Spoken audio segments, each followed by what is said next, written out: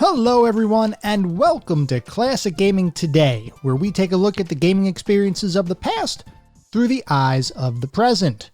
I'm your host Tony, and today we are going to look at The Lost Vikings, a third-person puzzle platform game developed by Silicon and Synapse, published by Interplay in 1992. It was released on the Super NES, and later ported to a few different platforms, Amiga, MS-DOS, and the Sega Genesis. Before we begin, I do just want to give a special shout out. This episode was actually recommended, or this game was actually recommended by someone out on Twitter, Alex Dullard. So Alex, thank you very much for the recommendation. I'm looking forward to talking about the game today. So before we get into the content of the game, or the crux of what we're going to be talking about, just a little bit of housekeeping as we usually do at the beginning of each episode. I am once again excited to be here and to be talking about another classic game with all of you. I truly want to keep building this community. We've gotten some good feedback so far. I want to continue to get that feedback and continue to evolve the podcast as we continue to move forward. If you do have any ideas or you'd like to reach out, there's a couple of ways you can reach me today. I do have an email address. It is classicgamingtoday@gmail.com. And I also have a Twitter account, which has the handle @classicgamingt. So if anybody would like to reach out, if you either have feedback on current episodes, or you want to talk about games we've talked about, or games we haven't discussed yet, or if you want to suggest other games that we should cover, just let me know. Or if you just want to have a discussion, I'm totally fine with that too. Like I said, I do want to continue to build this community. I am very excited about it, and I hope you all are too. And I hope everybody will come along for the ride, because I am definitely enthused about continuing to work on this podcast and build the community. So for anybody who may be new, and for anybody who has been here before and wants a little bit of a refresher, I'll just go through really quickly what the anatomy of an episode looks like. We will start by talking about the history of the game that we're covering.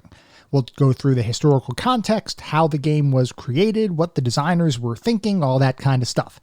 Then we will dive into a sort of pseudo-review kind of section, and we'll focus on the kinds of review-like categories that a lot of people normally focus on. Things like graphics, how does the game look, sound and music, narrative, story, if the game has one, playability and controls, and then finally the overall feel. What does the experience feel like playing the game?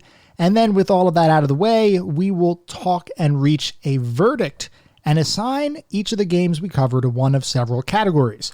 At the very top of the list is entry into the classic gaming pantheon, which means even though the game may be old, even though the game may have been created 30 years ago, you should still play it today because it is that darn awesome. It is truly a classic. Second rank, not quite in the pantheon, is the golden oldies. So these are games that if you have nostalgia for it or you enjoy the genre, you should probably play the game. And it holds up really, really well to today, even compared to games of today. May not be one of the top games, at least as far as my opinion goes, but it is definitely something worth your time. Our third category starts to get into a little bit of tricky territory. That is the mediocre mention. That means that it's okay. I mean, it's not something that should be totally forgotten. I can't really recommend you to play it, but you might still have a good time, and maybe you'll enjoy it. Most likely, if you're like me, probably not as much. And then, of course, there is the very bottom category, which is the footnote, which means probably don't need to revisit this thing at all. I took the pain, so you don't have to. Let's just leave it to the annals of history, and we don't need to think about it again. As of this episode, there is only one game that has reached the pantheon, and that is Lemmings. Now, granted, we are only 3 episodes in, so you would expect the pantheon to be pretty bare right now, but we are going to continue to build that as we go. I am excited to see where it goes. So we're going to start talking, with that out of the way, we're going to start talking about The Lost Vikings, which is a puzzle platform game developed by a company called Silicon and Synapse back in 1992. The year is actually a little bit tricky because one source that I was referencing said the game was developed in 1992. Wikipedia says 1993. I don't know which one is right. I'm going to go with the 1992 one because the source seems to be a little bit more credible. So for all intents and purposes, Lost Vikings was developed and released in 1992 by Silicon and Synapse, which is a company that may not necessarily be a household name. We'll talk about how that company evolved over time. It might surprise you for those of you who do not know. So, Silicon and Synapse was a small company founded in February of 1991 by several recent college graduates, and they were Michael Morhaime, Frank Pierce, and Alan Adam. That's Adham. Now, the original focus for this company was definitely designed to be a gaming company, but its original focus was on porting games to different consoles and platforms, not necessarily creating their own intellectual property or their own titles. So just so everybody is on the same playing field, the whole concept of porting a game. So think about it like this. When a development company creates a game, a lot of times that game would be focused on a specific platform. So as an example, you might have a company that releases a game on, and just to keep things retro, let's say a company releases a game on the Super Nintendo Entertainment System.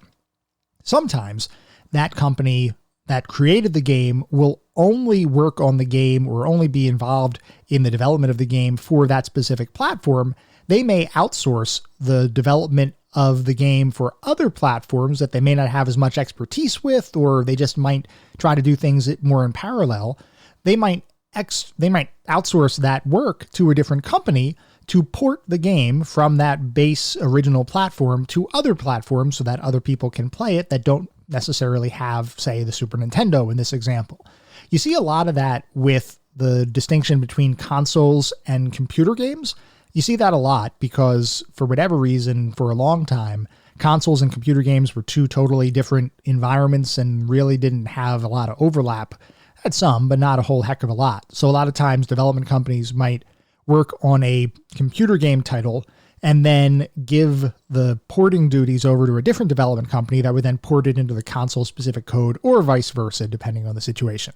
So Silicon and Synapse, that was their wheelhouse early on. When they were originally formed, they ported games to different platforms. So basically, they were one of those outsourced companies that would go out and they would port the games that other developers were making to other platforms. Probably a good way for them to get some experience and a little bit of a foot in the door in the gaming industry, especially being a brand new company at the time. But they decided relatively early on that while the work that they were doing for porting games was all well and good, they started to get a desire to begin working on more original titles, things that they would actually develop for themselves that were original standalone kinds of experiences, not necessarily ports of experiences that other gaming companies had created. So they decided that they wanted to do this, but then they had to figure out what was the game that they wanted to make. What would be that first game out of the gate that they would create as an original intellectual property or an original game that originated from that specific studio.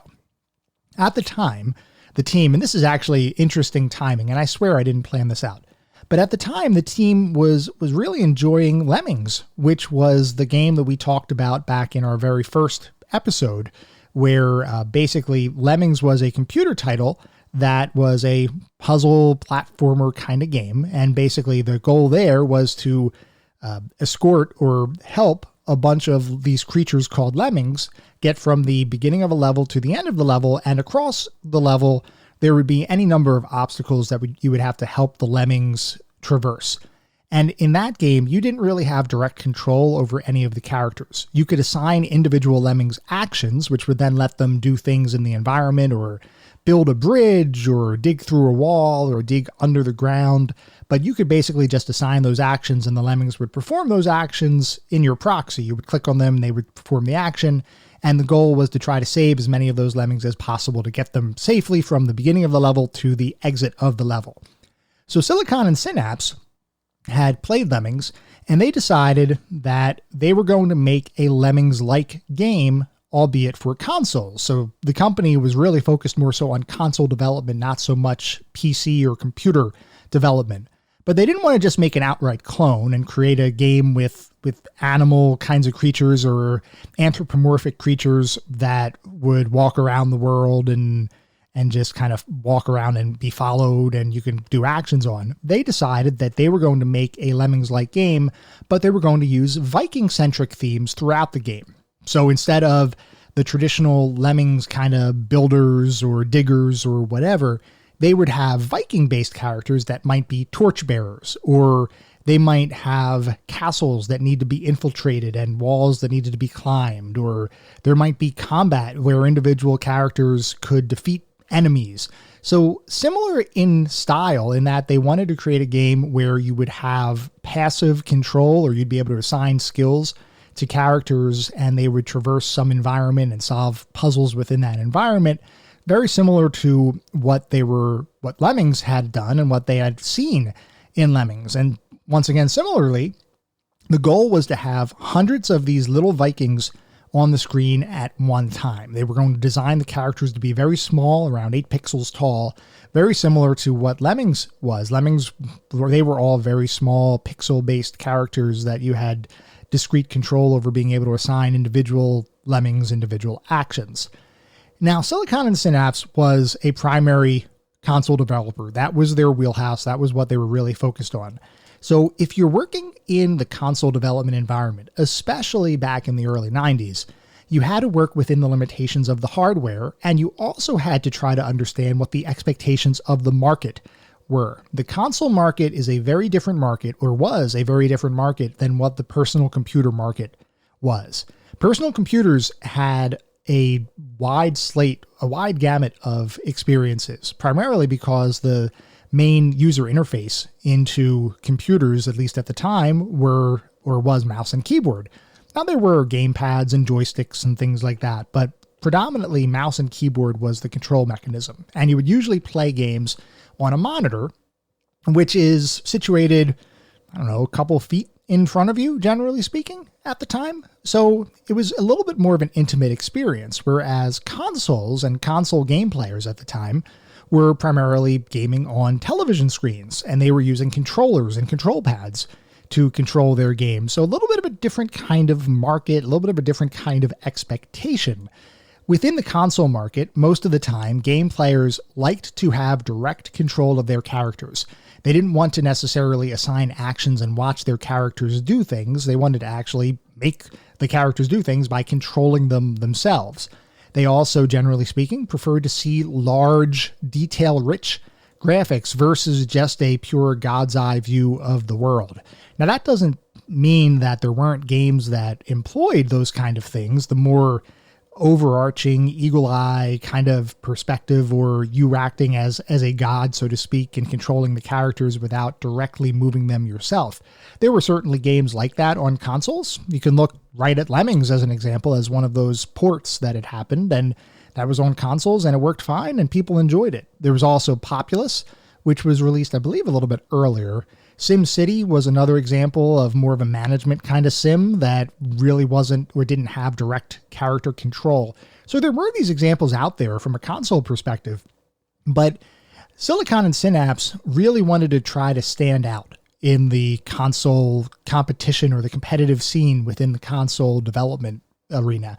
And because they were a new company, they didn't want to try to do something that was incredibly niche, and they wanted to try to do something that was a little bit more mainstream. So they decided that their original design plan around making a pure Lemmings-based clone probably wasn't going to work out the way they wanted it to.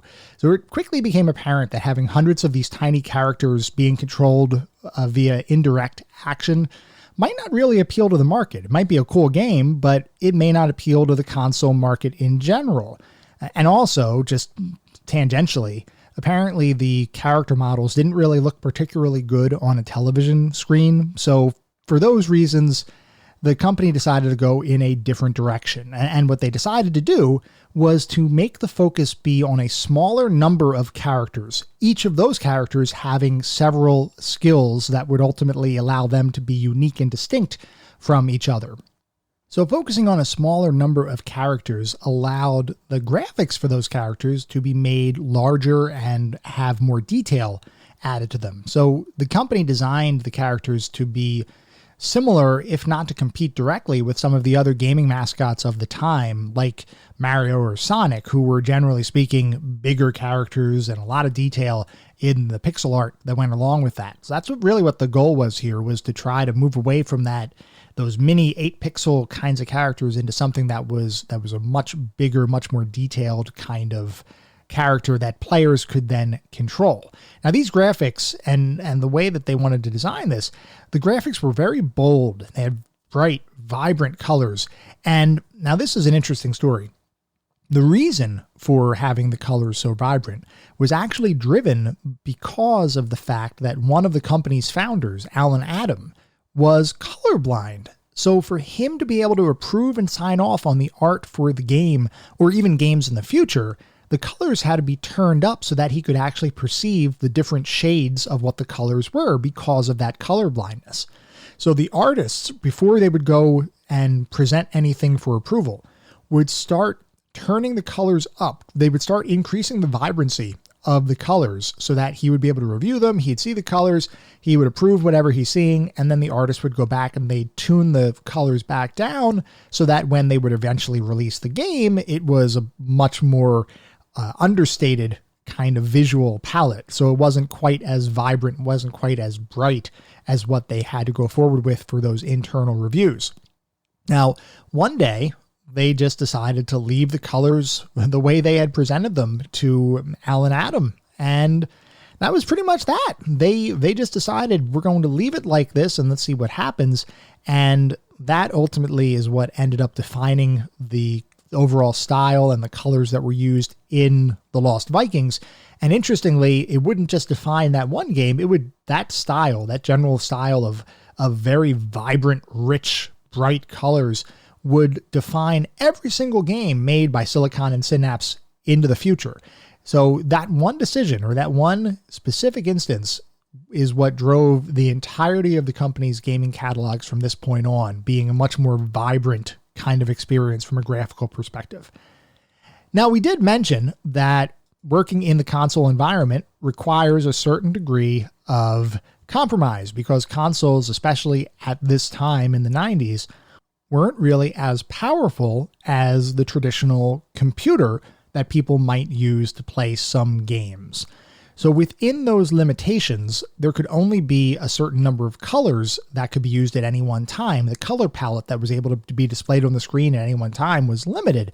So the choice to use bolder colors rather than more subdued shading was also a result of some of that, or some of those limitations that they had just by working on consoles or in a console environment.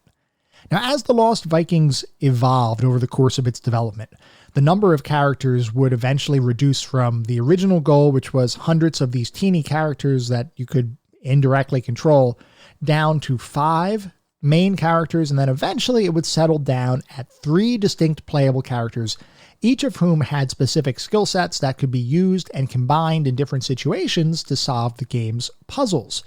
Now, this is an interesting tidbit from Frank Pierce, who was one of the other founders of the company.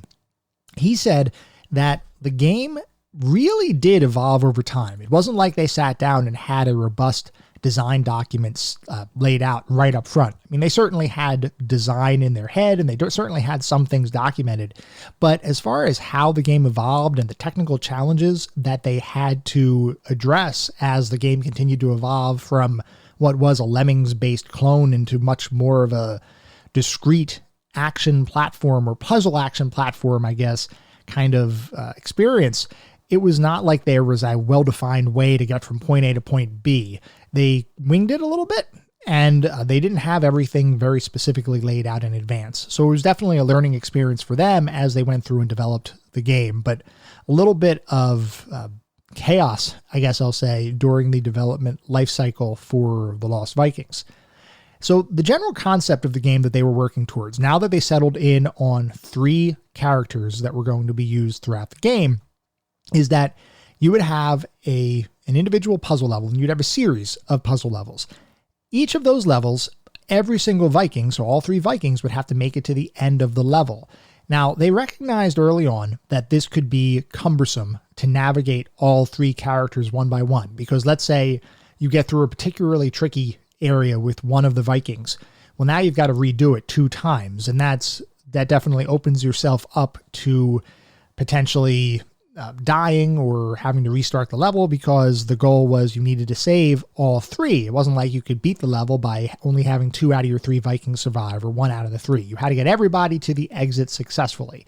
So they started to think about how they could potentially mitigate the difficulty or the cumbersome nature of being able to, or having to navigate all 3 characters through the game. They did try and experiment with autofollow, and I will attest that this is absolutely true, the levels were just so darn dangerous, and we'll talk more about this when we look at the review of the game, but the levels were just so dangerous that autofollow was just more problematic than it was worth. Basically, you couldn't have autofollow work in this game and be successful. They just died anyway. So they decided to nix the whole autofollow thing, and basically what they did was focused on designing levels and puzzles in such a way that by the time you got to the end, by the time you solved the puzzle and figured out how to get through the level, most of the characters, if not all 3 of the characters, would already be near the end of the stage. Now, most of the way they did that was within the stages, especially later on in the more difficult stages, there were basically discrete paths that each character would have to go down, and then they would all eventually converge, and you'd be right near the end of the level anyway, so it really removed some of that backtracking, or at least reduced the amount of backtracking and the amount of difficult-based replay that didn't really add any additional value or give you a different kind of experience just by going through the level again. They did minimize that, and I think they did a pretty good job with doing so. This design philosophy or paradigm also led to smaller levels being created. If you can think about Lemmings, or you think about games like that, I wouldn't call them sprawling per se, but they were definitely relatively large levels, especially some of them, they spanned several screens, and you could kind of see the entirety of the level just by panning across within those games. Now, the Lost Vikings decided to constrict things a little bit more, in that the overall play spaces were smaller. They weren't really sprawling levels like Lemmings. The puzzles were much more confined. There was some difficulty there, though. There's still a bit of a challenge as far as how much of the world you can see at any given time. And once again, we'll talk about that in a little bit. But they did try to keep the levels relatively small in comparison to games like Lemmings, to keep that experience tighter and to keep those characters much closer to each other so that it would reduce the amount of friction moving forward. Now, this process of development continued, and iterations continued on the game design until eventually they arrived at a final version with tightly tuned puzzles and platforming elements that were integrated together, and they finally released the game in 1992. Lost Vikings was pretty positively received overall. There was a lot of praise given by the critics and press around the comedy and the puzzles and the platforming elements that were included in the game. There were several publications that named the original Lost Vikings to several top 100 games lists, including the original Super Nintendo version. The Genesis version also got some pretty good press as well. I did hear that the Genesis version, the music was not quite as punchy or not quite as good as the Super Nintendo version. We'll actually listen to a couple tracks from both, so we can do our own comparison. I played the Super Nintendo version, so I don't have a ton of exposure to the Genesis version, but we will take a look at that and listen to at least a couple of sample tracks between the two and see if we can spot the difference. But apparently the Super Nintendo version, at least in the opinions of a lot of people, was better than what the Genesis version music was. There were other platform differences when you look at how the game was ported, and the biggest one was around multiplayer. So as you might expect, a game with 3 different characters, you would expect potentially to have some degree of multiplayer, and the Lost Vikings did. On the Super Nintendo system, you could have 2 players control the Vikings, which basically meant out of those 3 characters, you can control 2 at any point in time, and then there would be a third Viking that was effectively sitting idle that you would be able to switch back and forth between, or I guess any of the players could switch back and forth between. On the Genesis, there was actually an option to have 3 different people control the characters, which basically meant all of the Vikings could be controlled by individual people, which would presumably allow you to work through the levels a little bit easier. I did read, and I didn't test this myself, but I did read that even with that multiplayer ability, the camera still focused on the first player or the one player Viking, whoever was controlling, whatever the first player was controlling, that was how the camera focused, which I could see being problematic across a lot of those levels, especially the later ones, as you had to really juggle multiple things happening at once and switching back and forth from characters. I'm sure it was a fun time. I have no experience with the multiplayer, so if anybody does, or you say, hey, this was an awesome experience, let me know. I would really love to hear from somebody who has more multiplayer experience with the Lost Vikings, because I just played it solo myself, so there was really no impact there. I would just switch between the characters as I needed to myself without having to rely on anybody else. So around this time, after the game was released, the company decided that it needed to rebrand itself, or at least rename itself. So silicon, the word silicon was getting confused with the word silicone, and silicone was most famously known as the material used to create breast implants. And the company wanted to avoid confusion, so they renamed themselves to Chaos Studios, which, according to their founders, was a reference to their iterative and somewhat less defined development style at the time. And we talked about that a couple minutes ago, where the design was set in to a degree, but it was not etched in stone, and there was constant iteration there. So the overall development cycle, the overall development process was a little bit more chaotic than what you might expect with at least companies that might have been around a while. Once again, this company was relatively new, so their style, they were still trying to find their footing as far as how they were going to develop things moving forward.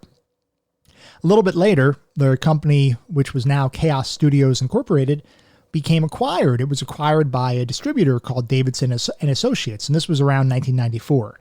That acquisition actually caused the company to rename themselves yet again. This time, the company name would stick. It ended up being Blizzard Entertainment. And yes, it is that Blizzard, the same Blizzard that pretty much everybody knows today, that has created several franchises that are some of the best known franchises in gaming. Those being things like Diablo, StarCraft, Warcraft, and of course, World of Warcraft, the extension.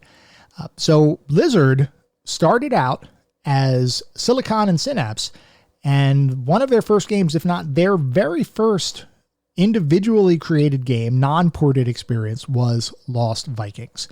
And there is a legacy with Lost Vikings. Lost Vikings was not just a one-off kind of thing. Its legacy has persisted today. Blizzard didn't forget about its original game or its heroes. The three Viking characters that would eventually be the main characters of the Lost Vikings would end up having cameos in multiple Blizzard titles throughout the years. They had brief parts, if not background NPC kinds of parts, in games such as Blackthorn, Rock and Roll Racing, World of Warcraft, Heroes of the Storm, and then unfortunately, Heroes of the Storm I heard is getting shut down, but for those who don't know, Heroes of the Storm is effectively Blizzard's answer, or it was their answer to League of Legends and Dota 2. But apparently that game is getting shut down. The Lost Vikings were actually a hero in that game. There was also a sequel, Lost Vikings 2, which was bigger and more complex than the original. 2 more characters were added in addition to the original 3 Vikings, who all got some reworked skills, and it was released on more platforms, some of which were CD-based platforms, and those CD versions contained more realistic, and I'll use the term loosely, pre-rendered 3D graphics, had some CD music in there, and also included voice acting, which, as you might expect, the more cartridge-based console versions could not really replicate because the overall size requirements just weren't there, where the space wasn't available on the consoles. Lost Vikings continues to remain relevant even today, and most recently, the game, along with its sequel, I believe, was included as part of a bundle of games released for Blizzard's 30th anniversary, which was called the Blizzard Arcade Collection. That came out back in 2021. So that was the last that I've seen the Lost Vikings in regular gaming culture today, but who knows? We may see them again in the future. So with that, we are going to transition to talk more specifically about how it felt to play the game in 2022. I'm going to cue up some music and we will be right back.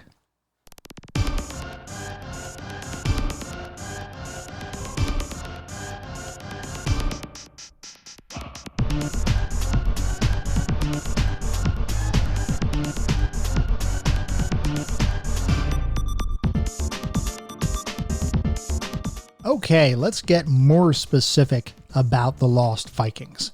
As we talked about, the Lost Vikings was developed by Silicon and Synapse, which would eventually become Blizzard Entertainment, and published by Interplay in 1992. So what exactly was this game? When I say a platform puzzle game, what does that really mean? So I'll talk specifically about this game and how it's structured. Basically, the way it works is you have in each level, you have 3 Vikings. There are 3 Vikings that you have control over. And each of those Vikings have different abilities, different skills, different overall, attributes would be a way to put it. And within each of those levels, the levels were designed in such a way that different puzzles required the skill sets of individual Vikings in order to proceed. And some of those levels would actually require the integration of multiple skill sets in order to be successful. So before we talk about some of the specific examples, I just want to talk about who the 3 Vikings were, because they did actually have a personality, each of them. So the 3 Vikings, one of them was Eric the Swift. Now, Eric was the fast Viking. He was also the most agile. Basically, the thing that set Eric apart was he was pretty darn speedy. He could run relatively quickly, at least quicker than the other Vikings. He also was the only Viking that had the ability to jump, which is an interesting mechanic in that when you can't do it, you really want to. So I found myself, as I was playing some of the other Vikings, at least at the beginning, I was definitely missing the fact that I couldn't jump with other Vikings. I could only jump with Eric. That was definitely an interesting gaming choice, or an interesting mechanical choice, to keep jumping to only one character. Eric also had a special ability in that you could run, and then if you pressed the Y button, you would basically lower your head and you could ram into the wall or ram into enemies. And there were actually secrets that were found behind some of the walls, where you would bash into a wall and sometimes the wall would disappear and reveal either food to allow you to regain some hit points, or might have a secret weapon that would make the level a little bit easier, or your ability to be able to beat some of the enemies a little bit easier. So there were some interesting secrets spread out across the game that were only accessible by bashing down the wall with your skull, as Vikings tend to do. Second Viking was Baliog, and I think that's how you pronounce it. I'm not entirely sure, but Baliog the Fierce. Now, Baliog was the weapons guy. He was the only Viking that could actually attack other enemies. All of the other Vikings, so there's 3 Vikings, the 2 other Vikings beyond or besides Baliog could only attack enemies if they had a special item picked up in the level that would cause some sort of damage to the enemies. So there are a couple of different items. One of them is kind of a bomb-like full screen enemy clear kind of thing, where if you activate it, every enemy on the screen dies. If one of the non-combat Vikings has that item, they can use it in the level. Each of the items are consumable, so once you use it, it's effectively gone, unless you have there are a couple of items that do persist, in that they grant you a skill versus just executing a skill one time. But Baliog had the ability to attack enemies just by virtue of who he was. His skill set was around attacking enemies, and he had 2 different attacks. One was with his sword. So if you're in close quarters combat with an enemy, you can use your sword to slash at them. And he also had a bow and arrow, where he could use his bow and arrow to attack enemies from range. Those bow and arrows could also be used to activate switches or buttons that would normally not be reachable by a character, or might be in too dangerous of an area to be reachable by one of the other characters. He could shoot the arrow, activate them, and then something would happen in the level somewhere that you could then go off and continue to explore. And then finally, our third Viking was Olaf the Stout, and he was pretty much the tank Viking, for lack of a better term. He had a gigantic shield, and he could pretty much block most enemy attacks. I say most because there were a couple of enemies that did end up attacking. And the one that really sticks out of my head, there's an enemy that's basically like a buzzsaw or almost like a circular saw that spins around on the ground in one of the, or several of the factory-based levels.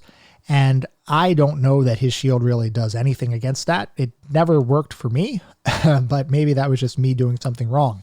But for the most part, his shield allows you to block any projectiles, any attacks in the game. And then he also can use his shield. One of the skills he has is you can raise his shield above his head, and you can then float from platforms down to other platforms. And you can kind of float through the air. And that's used in a lot of the puzzles in the game, is that whole concept that he can actually float around and take things a little bit slower. So there are a lot of spike traps later in the game that he may need to float over or around in order to be successful.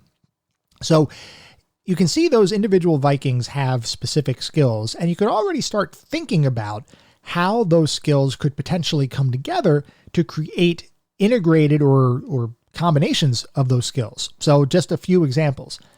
If you're playing as Olaf and you raise your shield above your head, Baliog or Eric can actually step on top of that shield to effectively gain additional height. Now, Eric would be able to jump on top of that shield, which might allow him to jump onto a platform that's further away and continue to progress through the level. Baliog, of course, could not jump, but he could walk off of other platforms and land on the shield, which would then give him some additional height as well, albeit he wouldn't be able to jump beyond that to get to new platforms. But there are a couple of stages where that actually comes into play, and that actually helps out. There are other combinations of skills as well. One of the things that I like to do as I went through the levels is I would focus on Olaf because, like I said, he was the tankiest kind of character, and I would basically put him out to the front of my group. I would have his shield at the ready, and I would have the other characters progress behind him so that if we found an enemy, he would stay up in front with his shield raised, and then I would switch over to Baliog to pepper the bad guys with arrows and eventually beat them. So there are a bunch of different skill combinations throughout the game. Those are just a couple of examples. But basically, with those three characters, that was the crux of then what would happen throughout the rest of the game. That's those combinations of those skill sets is what would allow you to get through the game and would allow you to beat any of the puzzles in the game. Before we get into more specifics, I do want to take a look at the back of the box because, I don't know, I find it interesting. Because back then, when games would be released, you really mostly only had the back of the box to go on to determine whether you were going to play a game or whether you were going to buy a game or not. I remember going to video game rental stores, and sometimes there were games I was unfamiliar with. All I could do was look at the box and determine whether it was going to be a good time or not. And sometimes the box lied to me, but I still enjoy looking at it anyway. So the back of the box for the Lost Vikings says, "It's just another cool day of Nordic seafaring and pillaging when Eric the Swift, Baliog the Fierce, and Olaf the Stout are suddenly sucked into an alien spaceship. And only you can help them find their way home. But each mysterious door you help them through throws them into different eras in time and smack into new enemies. Will Baliog conquer Elmo the dinosaur in Prehistoria? Will Olaf shield himself from the berserker mummies in the Great Pyramids of Egypt? And can Eric outrun the maniacal Ripsaw in the Great Factory? Hurry! Only you can get these vanished Vikes out of the grasp of their alien captors and home through the chaotic arcade action." And then there's a list of different features. There's 1 or 2 player action, hours of arcade fun with hundreds of puzzles to solve and play, different worlds to explore, including Prehistoria, Egypt, the Great Factory, Wacky World, and more. Over 35 rip-roaring levels to enjoy. A jammin' musical score that'll make you want to get up and move. Control the different skills of all 3 Vikings to advance to the next level. The 3 distinct Viking personalities come alive as they talk to each other in humorous cartoon captions. And finally, automatic screensaver to prevent static images from burning into your television screen. So that is the back of the box. That is the Lost Vikings, and that is basically what sold people on the game when you would come across it either at a video rental store or in a video game store that you would actually purchase the game. So with that, we are going to start talking more specifically about the review elements. And once again, we are going to talk about the graphics. How did it feel, or how did it look to play? What was the visual elements, or what were the visual elements? How was the overall presentation? We'll talk about sound and music. How did the sound effects do? Did the music really appeal, or was it more grating? What was the narrative and story like, if the game has it? Then, of course, what are the playability, or how does it feel to play? What are the controls like? And then finally, the overall feel before we pass our verdict on the overall experience. We will start with the graphics. And I will say the graphics were charming. They were very cartoony. You could really see how Blizzard started to develop their style, even back then. Even back in what would probably be its very first standalone individual intellectual property-based game, they were already creating very stylized, charming, cartoony kinds of graphics, and that persisted throughout pretty much their entire game catalog for the most part. And even today, even looking at the game from the perspective of somebody playing it in 2022, the graphics look great, and part of that is because they decided to work on the graphics and make the graphics more stylized, more cartoon-based as opposed to realistic. That's the thing that sometimes happens with games, especially older titles, is the ones that have tried to look realistic may have looked realistic, and I'll use that term in quotes. You can't see me, but I'm kind of making those air quote kind of symbols.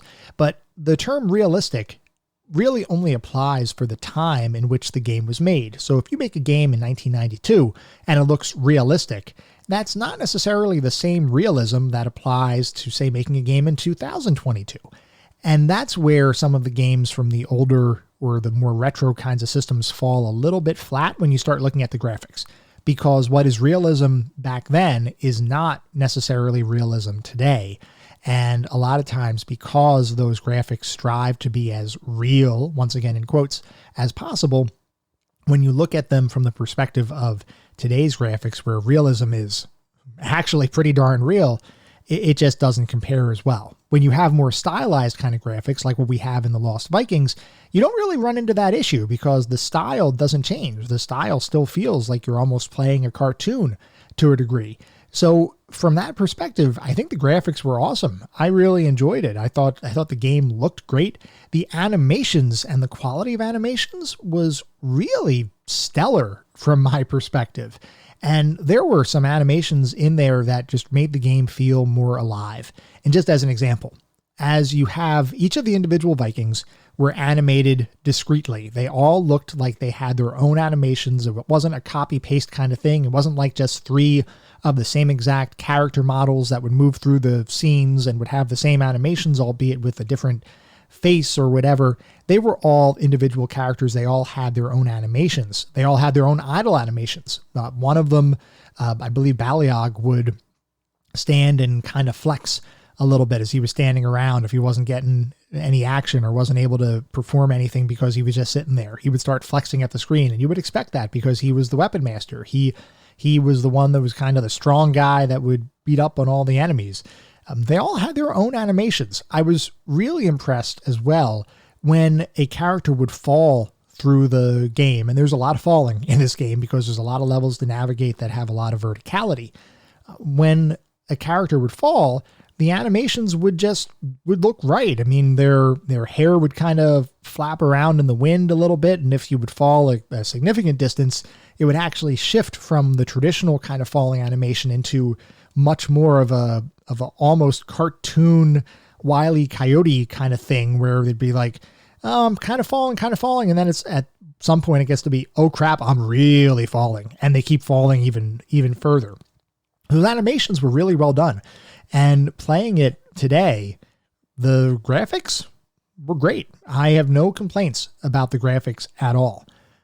So now switching over to sound and music, I played the Super Nintendo version. So my true perspective is around the Super NES soundtrack, and the music was good. It had a nice punchy soundtrack. Each of the environments, and there were multiple worlds that you navigate through. We'll talk about that in a minute. But each of the environments, the music felt good. The music felt matched to the environment. When you're in Egypt, it felt Egyptian. If you're in a factory, it felt industrial. The music really worked. The sound effects worked as well. The sound and music, from my perspective, definitely heightened the experience of playing the game. And that doesn't always happen.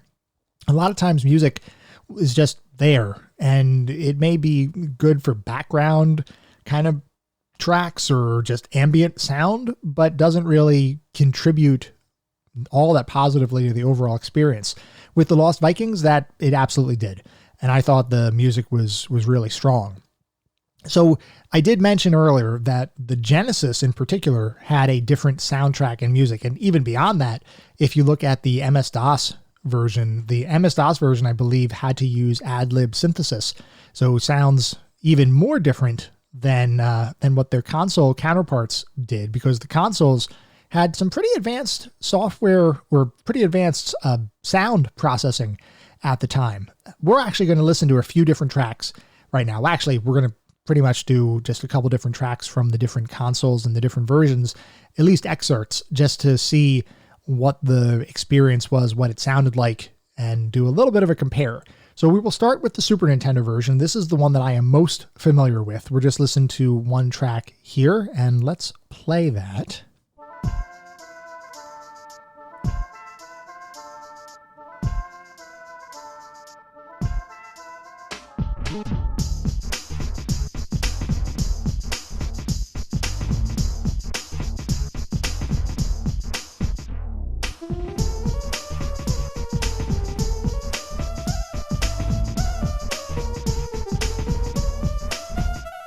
So you could hear the sound. It just sounds right. It sounds really good. It sounds as you would expect a game from that era to sound, but it doesn't sound bad at all. It sounds like something you would listen to even today in an indie title or something that's designed to be more retro.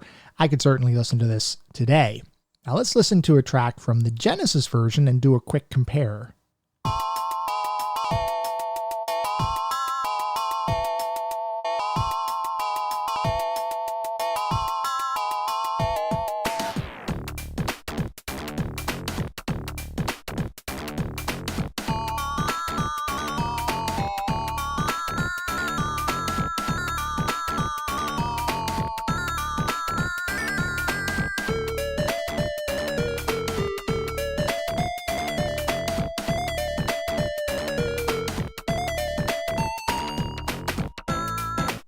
Immediately you can hear that the Genesis version just isn't quite as good, at least, and I know it's subjective, but it's just not quite as high quality as what the Super Nintendo version is.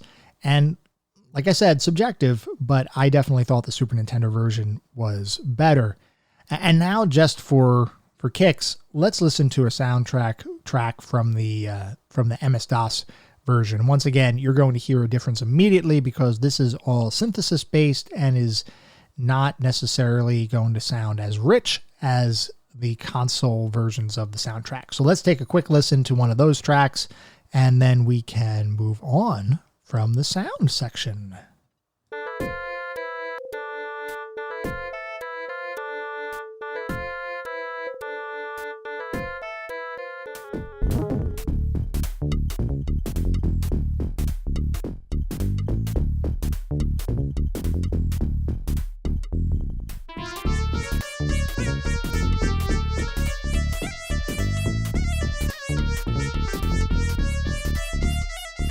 So as you could hear, the sound was pretty darn good. Super Nintendo version, probably the superior one from my perspective. But honestly, sound was good. I have no complaints about the music in the game. The sound effects were great too. They all fit the actions that were happening. So really no complaints there. So we're going to move on to the narrative and the story. And this game did, in fact, have a story that was portrayed throughout the game. Basically, the concept is that these three Vikings, were kidnapped by an evil galactic being known as Tomator. I guess that's how you pronounce it. It was Tomator, so I'm assuming Tomator. He's an alien guy that apparently wanted to steal some Vikings. So he stole them, and in order to escape, so basically the very first level of the game, you get captured and you're transported to Tomator's spaceship. And then throughout the game, you have to navigate through multiple levels in a bunch of different environments to reach the exit and progress through these different environments through time in order to eventually return to your own time and to your Viking families. Now, there are multiple environments throughout the game. The game starts on the spaceship, which has a couple of pretty much introductory kinds of levels, let you start getting used to the game and how you move the characters around. Then there is a bunch of levels that are based in prehistoric times with dinosaurs and cavemen and things like that. You move on to Egypt with Egyptian kinds of things like mummies and other kinds of critters from that era. Eventually you move into more of a factory-based level. This is very industrial. There's lots of robots and buzzsaws and things like that. And then there is a section of levels which is basically just called Wacky World, I think. And that's just wacky stuff. It's a little bit comical, a little bit over the top, almost circus-like kinds of environment.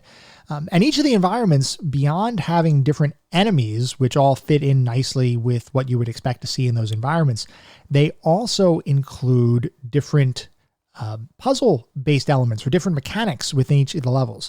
So just as an example, within the wacky world, you might be able to inflate yourself like a balloon and float through the level and reach different areas. Within the factory world, you might be able to control a crane that can move magnets, or that has a magnet that can be moved around. You can move different things from a crane and move different beams and stuff around to create bridges. So they all had those kind of things built in.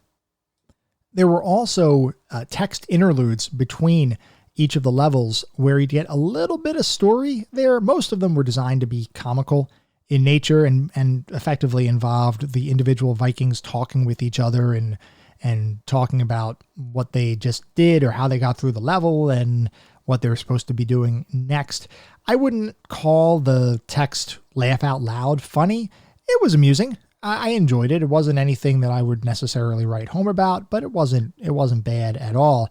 There were also a bunch of different exchanges that would occur if you failed a given level a lot.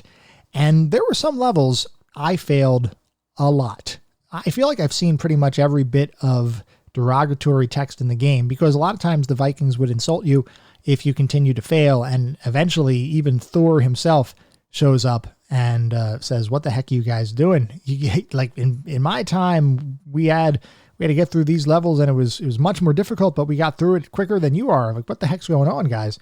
And the only thing they can do is kind of point the finger at the player, which in this case was me, and say, it's his fault. And I agree, it was my fault. But the game is actually pretty darn difficult, which gets us into the playability and controls section. Now, here's an area where I have some opinions, and they may not be as positive opinions as what I've felt so far. I mean, I think the graphics were great, sound and music, great. Narrative was fine. I mean, it wasn't like an overarching RPG style operatic sequence, but for what was there, it was totally fine. The controls take some getting used to. Now, this game had puzzle platform elements, which means the puzzles weren't necessarily things that you would see in a puzzle game, in that you're not connecting dots from here to there, or you're not trying to solve standalone puzzle kinds of things. The puzzle in this game was, how do you traverse the environment to get from the start to the finish without losing any of your characters? So once again, similar in many respects, at least conceptually, to Lemmings. How do you get these creatures from point A to point B without a ton of them dying? In the case of the Lost Vikings, without any of them dying. So the platforming is really what provides the basis for a lot of the puzzles, or at least the execution of the puzzles. And that was an area where, at least early on, I was having some difficulty getting used to the controls. The controls felt kind of floaty to me. It wasn't, it had, each of the characters had some inertia, some more than others. Eric in particular, he's the fast Viking, was kind of difficult to control and make sure that you were hitting the mark that you wanted to get on. Like, there might be spring pads that you have to bounce off of, and just trying to navigate and make sure you hit the spring pad in the right area, especially when each of the Vikings had different inertia and different movement speeds for everybody, was a little bit of a challenge. And sometimes I did get frustrated with the controls. And that did lessen as you go throughout the game, because you get used to it and you start to compensate, or you start to learn the language of the controls for the individual game. So eventually I got pretty good at navigating the levels and not making some of those silly mistakes, but it does take some getting used to. This is not a game that is just pick up and it feels 100% perfect right out of the gate. Like the kind of game that I would say is like that, where you pick it up and you're just like, oh, this just feels right.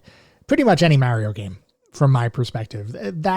That kind of Nintendo platformer, or that secret sauce that they use, those games just feel perfect. And from a controls perspective and just the way it felt to move the characters, it was a little bit of getting used to for the Lost Vikings for me. So I wasn't super thrilled about it. It does get better over time, but at least right out of the gate, it was not the most pleasant experience.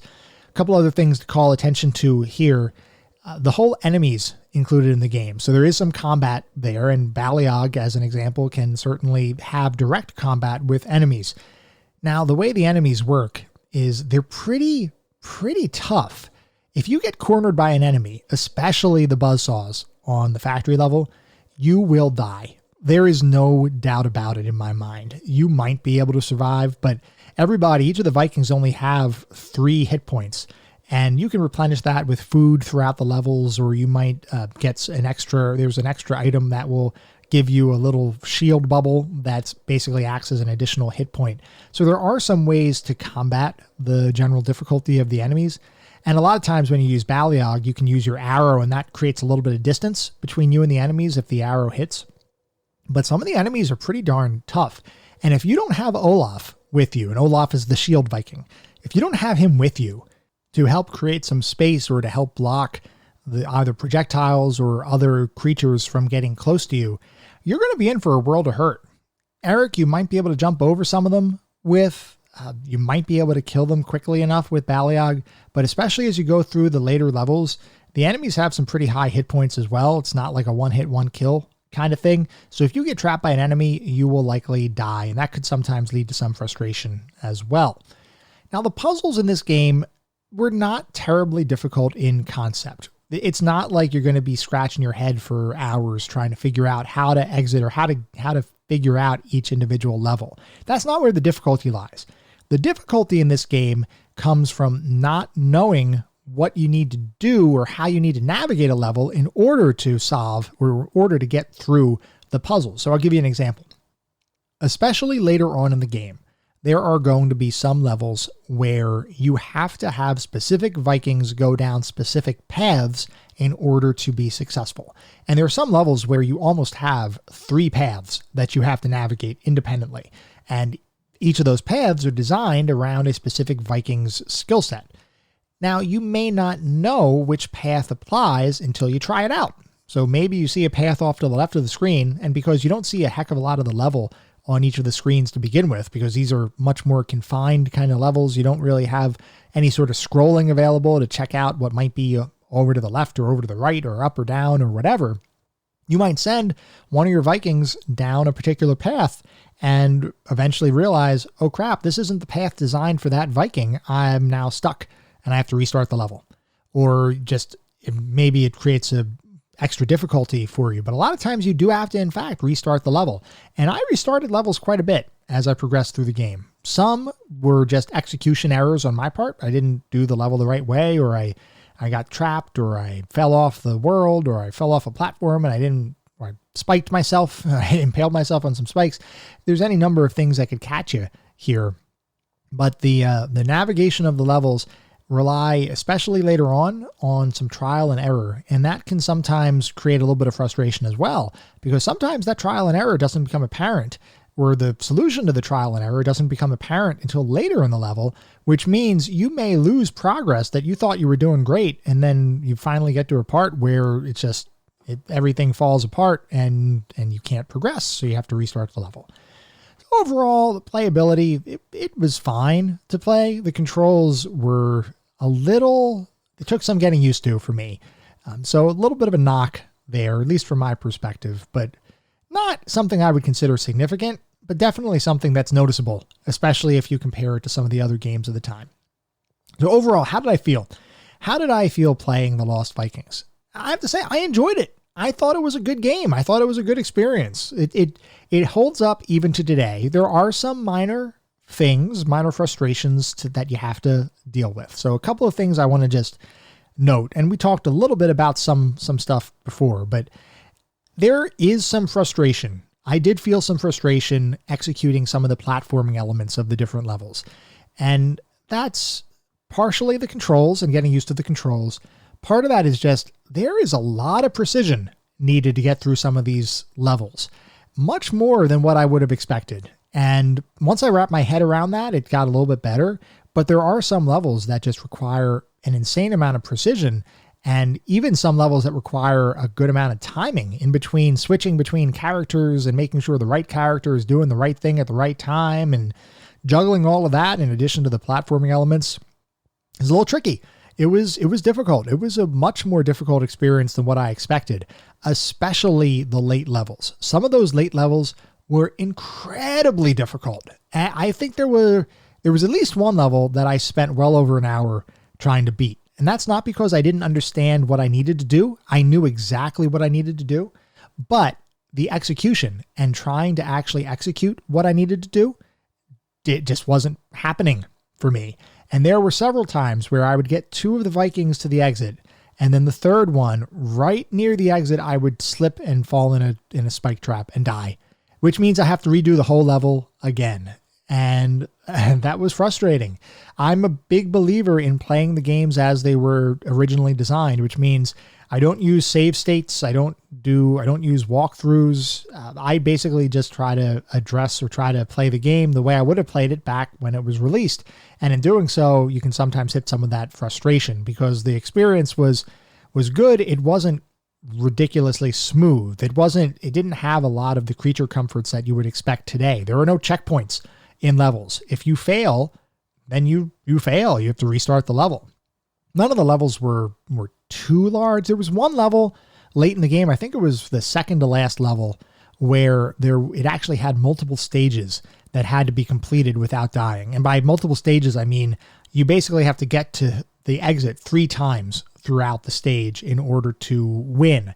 And that was just a little bit unfair. At least it felt unfair because I got past this first section and I thought, oh, that wasn't a bad level. That was actually pretty darn easy. And then you get to the exit and then you get notified, nope, this isn't the exit. You got to do more. So you go do more. And then you get to the exit and you're once again told, nope, you still got to do more. This is not the end of the level. And then do it one more time and finally you exit the level. But it really hurt when you get to the third stage of one of these levels, of this level, and you fail right at the end, because then you have to go through another couple stages of that level before you can even get back to the part where you failed on. And the thing is that the levels, like I said, aren't terribly difficult to understand what to do. And this particular level that I'm referencing was the first stage in particular was really not hard. Even the second stage wasn't too bad. But if you fail on the third, you got to redo these 2 other areas, which may not be difficult, just repetitive and a little tedious.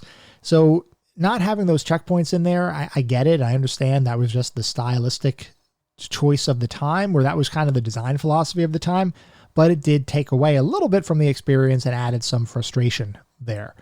Now, difficulty was okay. There was a ramp up from the beginning.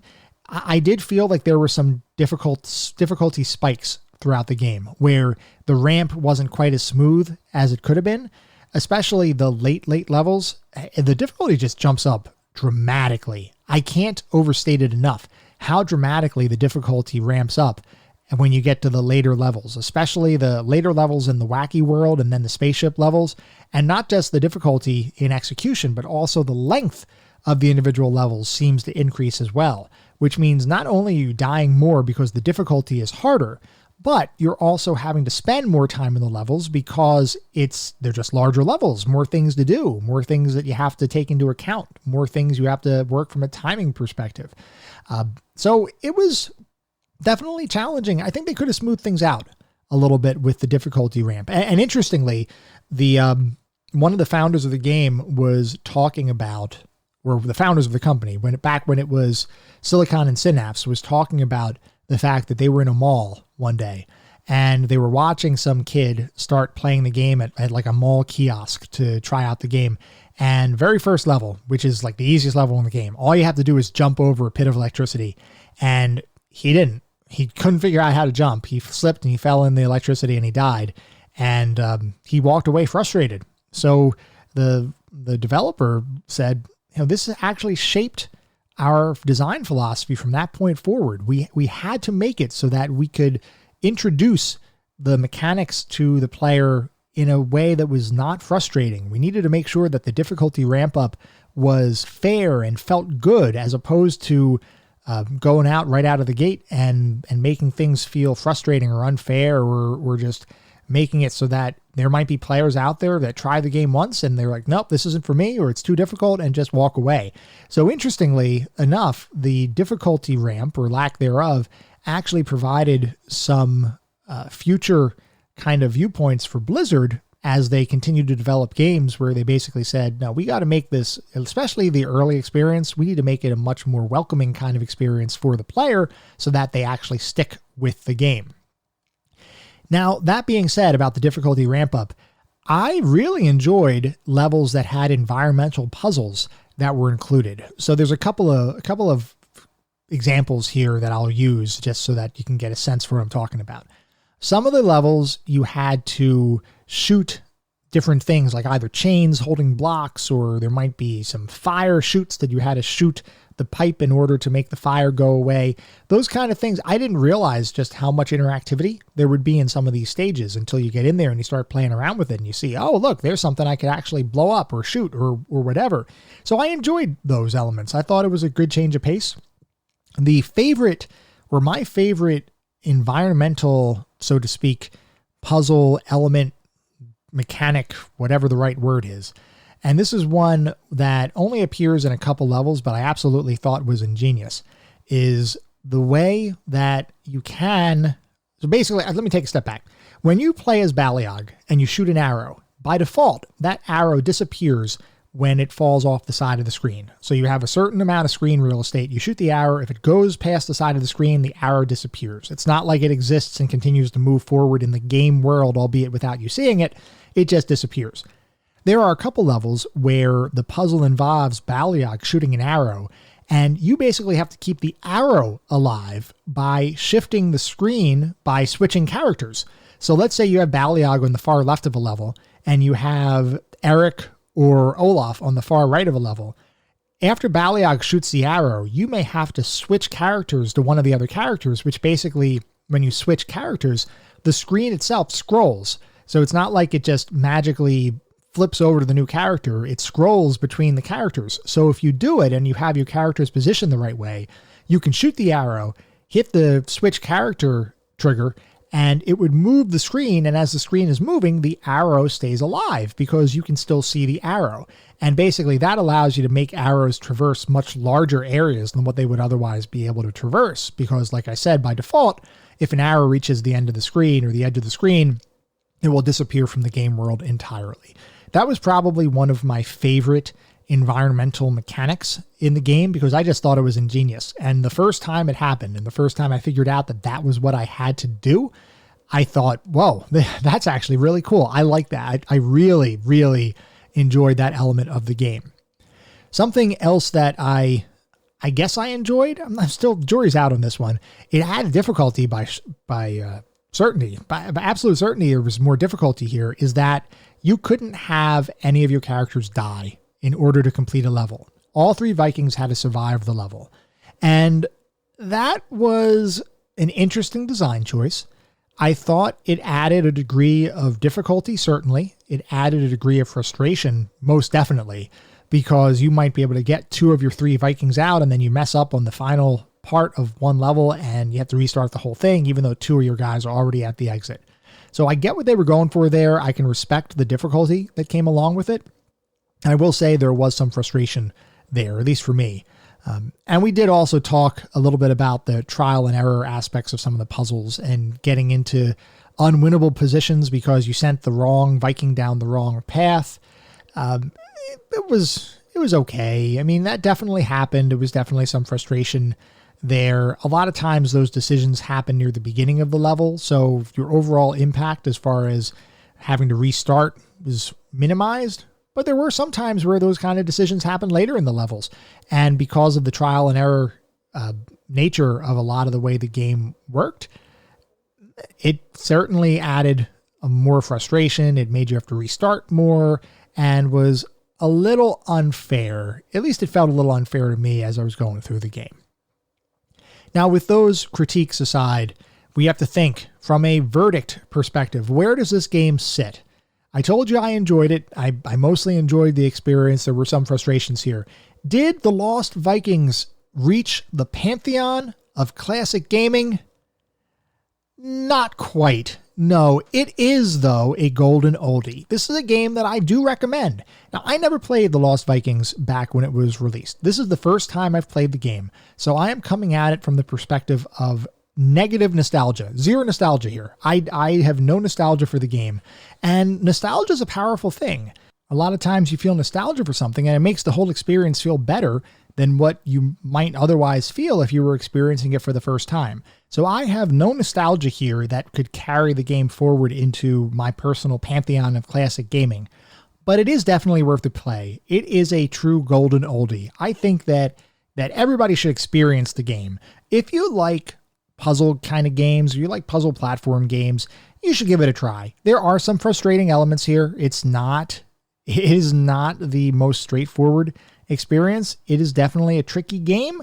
Not the puzzles. The puzzles aren't really difficult, but the platforming is challenging, and definitely the controls have an impact there. So it's something that go in with your eyes wide open. It's not the best game out there, or at least from my perspective, but it is something that should be experienced. You should experience the game. Now, I will say though, if you get turned off by frustrating levels or repetition when you fail, like I said, there are no checkpoints. It doesn't really hold your hand. If you fail, you're going to restart some levels. You might want to steer clear. If that kind of thing sounds absolutely repulsive to you, I would avoid the game. But like I said, if not, you owe it to the game. You owe it to yourself to try it out. It is a golden oldie from my perspective.